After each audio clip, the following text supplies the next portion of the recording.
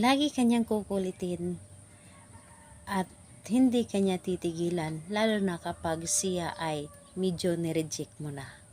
Hello mga guys, kumusta kayo? Panibagong araw, panibagong video na naman tayo. And sa araw na ito ay isa na namang video ang aking ituturo sa inyo na simpleng gabay o simpleng pamamaraan na makakatulong sa atin. At bago ang lahat, gusto ko lang mag-disclaimer sa mga taong hindi naniniwala at hindi gusto ang mga kagaya nitong video. Please skip this video and wag na po ng videos na gustong gusto nyo, dahil ang video na ito ay para lamang ito sa mga taong naniniwala and gusto mag-try.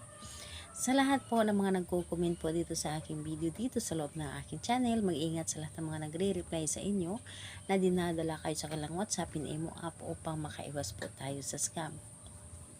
Ngayon po, ituturo ko sa inyo paano kanya hindi titigilan. Yung tipong lagi kanyang kukulitin, lalo na kapag hindi mo siya pinapansin, ay talagang kukulitin kanya at hindi siya titigil kapag hindi mo siya napapansin.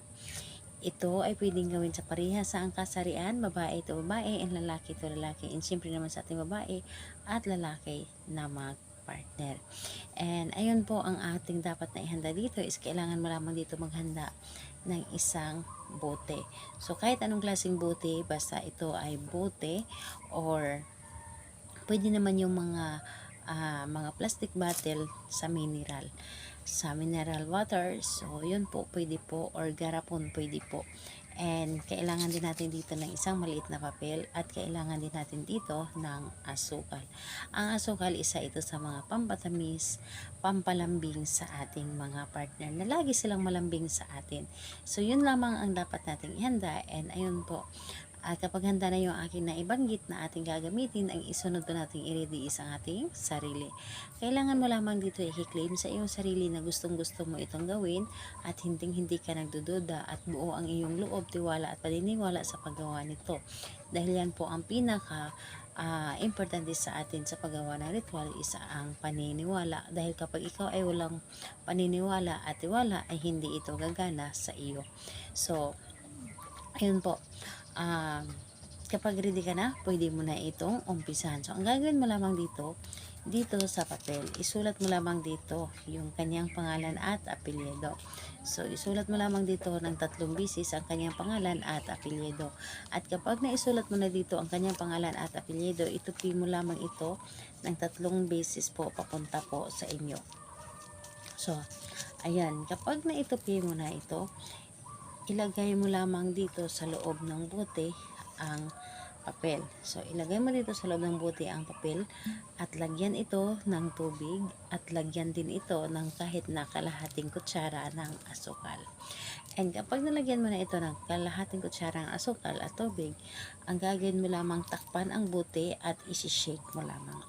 Isi-shake mo ito, isi-shake mo ang buting ito habang sinasambit ang kanyang pangalan. Sasambitin mo ang kanyang pangalan at sasabihin mo na hindi mo ako titigilan hanggat hindi kita pinapansin. So, ayun po, 7 beses mo itong sasambitin ang kanyang pangalan. So, habang sinasambit, isi-shake mo pangalan, apelyido, hindi mo ako titigilan hanggat hindi kita pinapansin. So, ayun po ang iyong dapat gawin. And pagkatapos mo i-shake and pagkatapos mo isambit ang kanyang pangalan, ang gagawin po nito ay ilagay mo ito sa ilalim ng inyong kama. So, ayun po, ilagay mo ito sa ilalim ng inyong kama ang iyong ginawang ritual, or di kaya kung wala kayong kama, itago nyo na lamang ito kahit sa likod ng inyong pintuan, yung hindi makikita ng kasamahan ninyo sa bahay, dahil yung paggawa natin ng ritual, hindi ito pwede na makita ng ibang tao.